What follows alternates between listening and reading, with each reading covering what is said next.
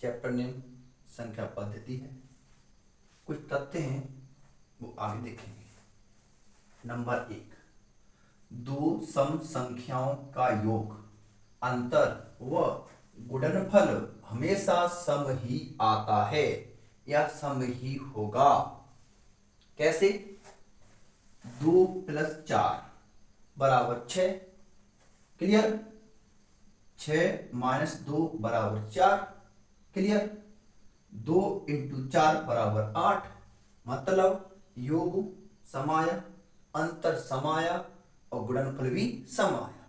तो हम कह सकते हैं कि दो सम संख्याओं का योग, अंतर, गुणनफल हमेशा सम ही आता है। पॉइंट क्लियर है? ठीक है, आगे देखो।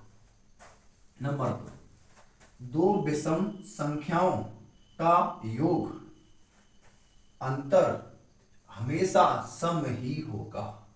क्या होगा? ये भी सम होगा भाई। कैसे? आगे देखेंगे। एक संख्या विषम है, 3 विषम है, दोनों को जोड़ेंगे तो आएंगे 4। तो 4 क्या संख्या है? 4 सम संख्या है। अगली बात, 3 - 1 बराबर कितना आएगा? 2 आएगा। 2 क्या संख्या है? ये भी सम है। तो हमें मालूम हुआ कि दो विषम संख्या का योग, अंतर हमेशा सम ही आता है। क्लियर है ना? चलो आगे देखेंगे। नंबर 3, दो विषम संख्याओं का गुणनफल हमेशा विषम ही होगा। आगे देखेंगे, देखते कैसे होगा। आगे देखो, 1 × 3, या 1 भी विषम है और 3 भी विषम है। ठीक है? 3 × 1 = 3, 3 × 7 = 21। या 3 विषम था और 7 भी विषम था, तो कितना आया? 21। और 21 भी कैसा है? विषम है। आगे 15 × 13, 15 विषम और 13 भी विषम, बराबर 195।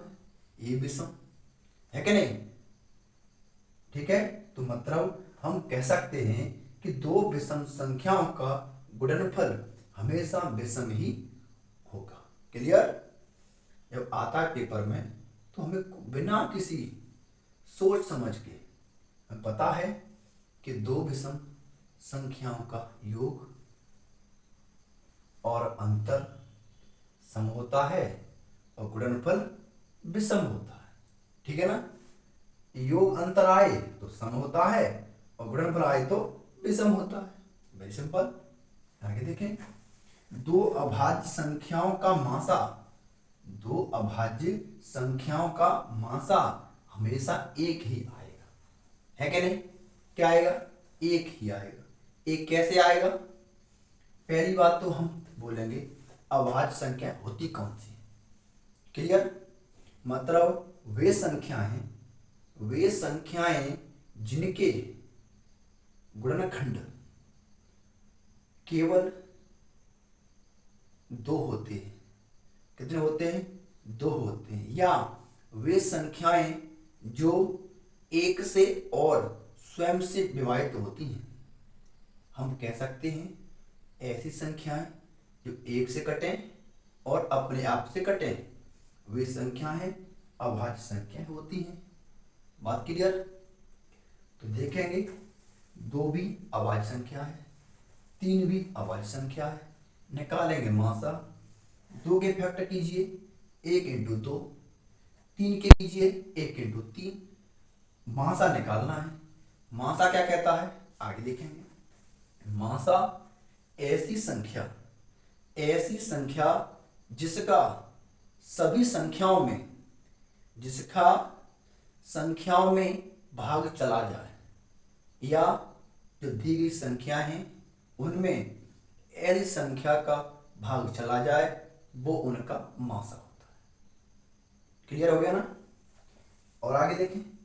13 × 47 फैक्टर करेंगे।